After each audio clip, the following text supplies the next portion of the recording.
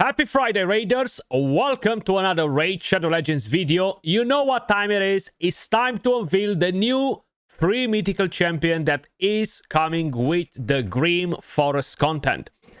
Very curious to hear your thoughts on the champion as well. So once we kind of like dived into the skill set and all that stuff, let me know in the comments down below. If you guys enjoy the content, do me a favor, smash a like, subscribe. It really helps a lot. I am doing daily guides, news and tips and tricks and pretty much everything else related to Raid Shadow Legends.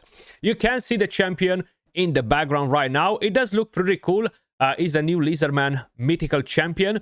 But the most important thing, is this going to be a solid mythical champion like Carnage, or is it going to be more like Polara and we're not really going to use the champion anywhere in the game? But let's actually have a quick look at the skill set. So I'm quickly gonna move my big head on the other side of the screen so we can actually see the skills and everything else properly. So, is a Spirit Affinity defense-based champion.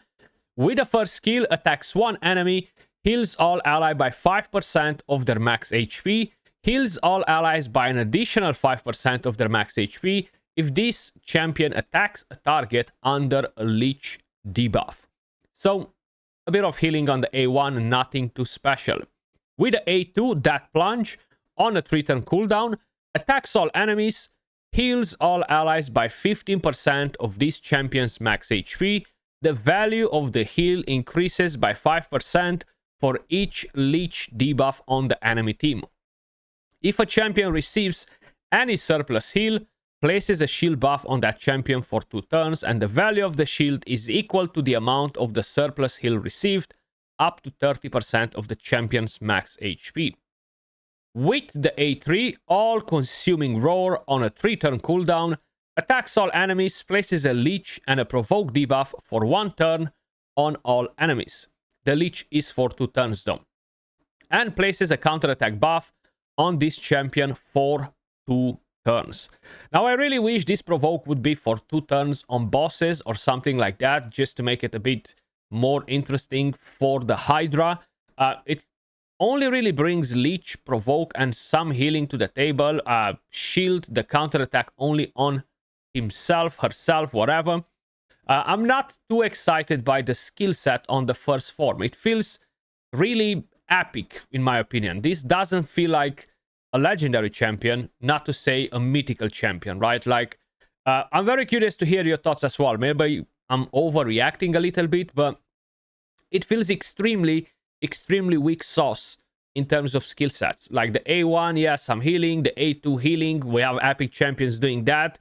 The A3, I mean, I'm gonna use Kuramis. Why do I need this champion to land provoke and put a counterattack when he can go in, drop Thermitter with the A1 and put a stun as well? An epic champion, right? So why would I need this champion? With a passive, Battle Ravelry. Each time this champion hits an enemy under a Leech debuff, increases this champion's defense and HP by 5%, stacking up to 50%. Now what I'm curious to know, is this going to move across forms? If I'm gonna metamorph, am I still gonna keep that increased HP? I would assume so, right? Because it kind of like makes sense. But it's all about having that freaking Leech debuff on the enemies. And just looking at this skill set, I'm not seeing it as, oh my god, it's such a good champion for Chimera, for any particular boss or anything like that. It just feels a bit like, meh, right? You need 1, 2, 3, 4, 5 books on this first form, which is kind of like, well, I don't really want to book this one up, right? Then, when attacked by enemies whose attack is higher than or equal to their defense, has a 100% chance of placing a decreased attack for 2 turns. When attacked by enemies whose defense is higher than their attack, has a chance of placing a decreased defense debuff for 2 turns instead. Now, this is not a bad passive. On attack-based champions, you're going to land a decreased attack. On defense-based champions, you're going to land the defense down. Let's just say this part of the passive is actually pretty good. When attacked by enemies under a Leech debuff, has a chance of placing a provoke. So you're going to be able to provoke a bit more when they have Leech.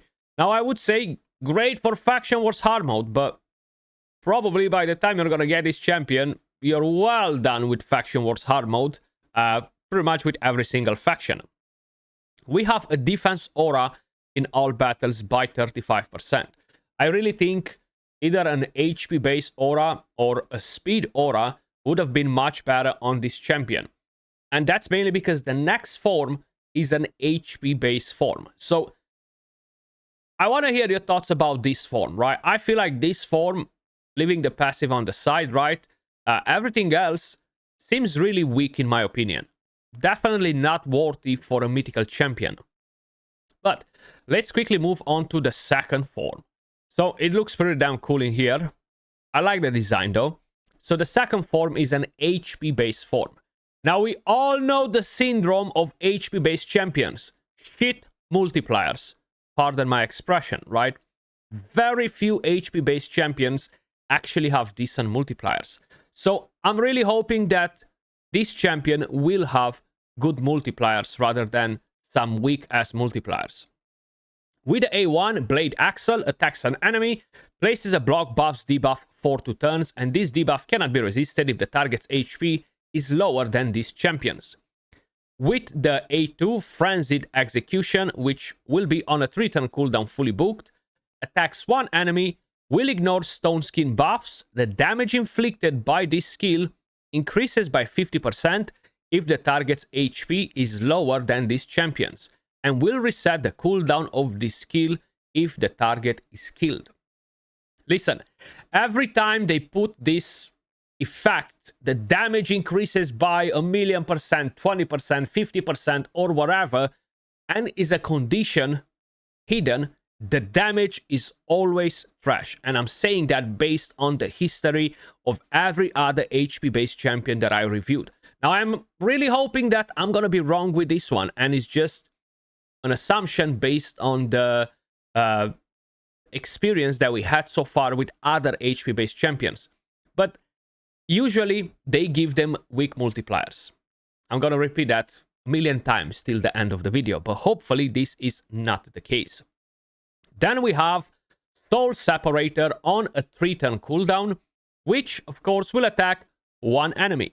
Before attacking, places an increased crit damage buff on all allies for 2 turns, steals 50% of the target's turn meter, and it will steal 100% of the target's turn meter instead if the target's HP is lower than this champion's, and will destroy the target's HP by 25%, destroys 50% HP if the target HP is lower than this champion's. Now this can be very strong, destroying 50% HP on a single target. If the damage is good, it can be very, very helpful. But we're gonna have to wait and see basically what happens.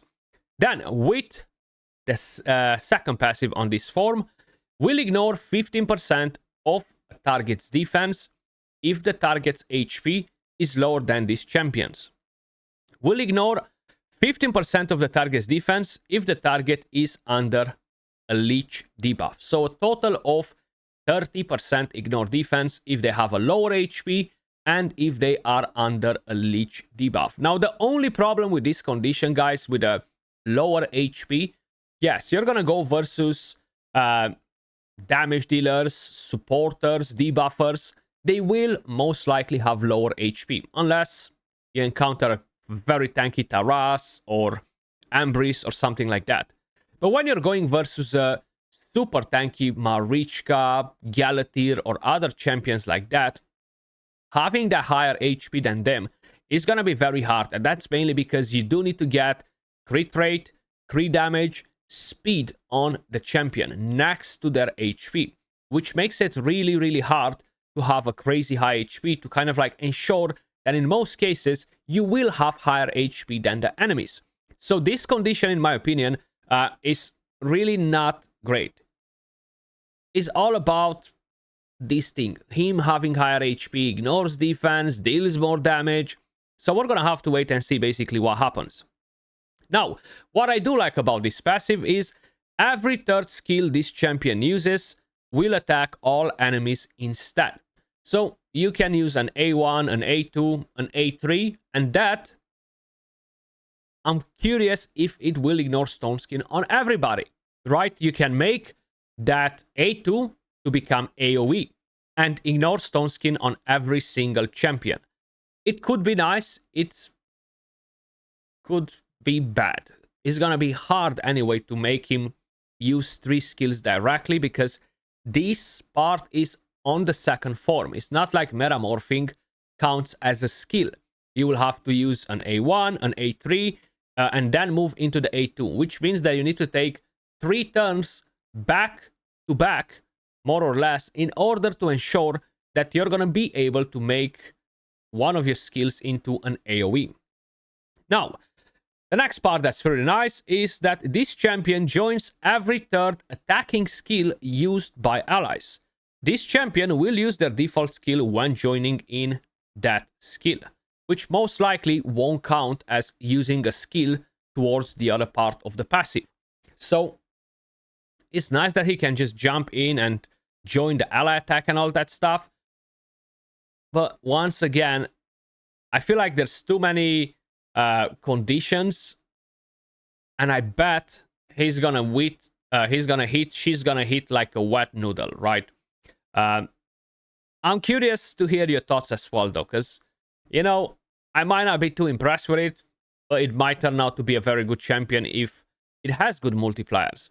The only thing is, as it is in the current meta, it's all about block damage, unkillable. Soon we're gonna have the new gear set, which through it will take a few months to actually get some decent pieces to build up full sets and stuff.